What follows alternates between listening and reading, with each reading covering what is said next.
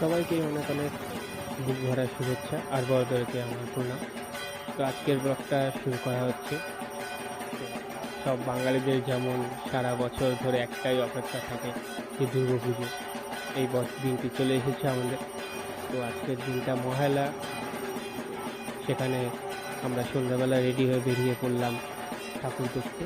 আর প্রথমেই গেলাম শ্রীভূমিতে।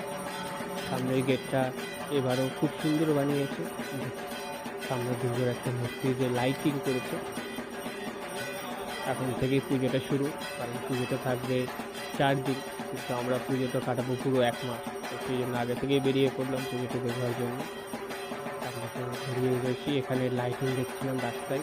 আর বিশ্বাস করবে না, মহালয়ার দিন থেকে এত ভিড়, মানে মনে হয় না পুজোর মধ্যে তোমরা কেউ ঢুকতে পারবে। তো যারা যারা ঠাকুর দেখতে যাও শুরু হতে আগেই গিয়ে ঘুরে চলে গেছে, পরে আর লাইনে ঢুকতে পারবে না। কারণ মহালয়ার দিনে এত ভিড় ভাবিনি। আমরা তো গিয়েছিলাম, তাকে গিয়ে দেখি অনেক ভিড়। আর এবারে প্যান্ডেলটিও খুব সুন্দর বানিয়েছে, তো অবশ্যই সবাই এসো। আমরা গিয়েছিলাম নিউটাউন থেকে। তোমরা কোথায় থেকে আসছে বা কোথায় থেকে তোমরা গিয়ে শ্রীভূমিতে ঠাকুর দেখছো সেটা কমেন্টে অবশ্যই জানাবে। তো দেখো আজকে শ্রীভূমির শুরু বা লাইটিংটা কেমন করেছে সেটা সম্পূর্ণটা দেখাচ্ছি।